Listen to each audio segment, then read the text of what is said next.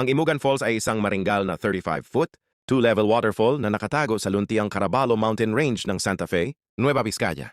Hindi tulad ng ibang mga talon na pinapatubig ng mga ilog sa ibabaw, direkta itong nagmumula sa isang bukal ng bundok.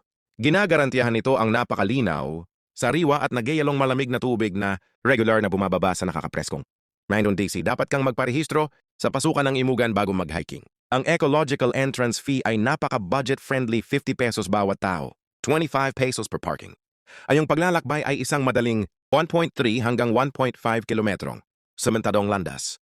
Nagtatampok ito ng malinaw na mga signage na ginagawang hindi kailangan ng tour guide. Ang isang masayang paglalakad ay tumatagal ng humigit kumulang 15 hanggang 30 minutes. Ang isang lugar na banyo ay pagpapalit ng pasilidad bago ang huling paglapit sa talon.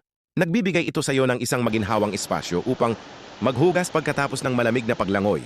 Mga pro tips para sa iyong pagbisita. Magsuot ng aqua shoes o trekking sandals na may malakas na traksyon. Pack snack. Hindi available ang mga nagtitinda ng pagkain sa loob ng trail o malapit sa talon. Magdala ng sarili mong pagkain at tubig, ngunit siguraduhing i-pack out ang iyong basura. Ang Imugan Falls ay bahagi ng lokal na circuit ng turismo.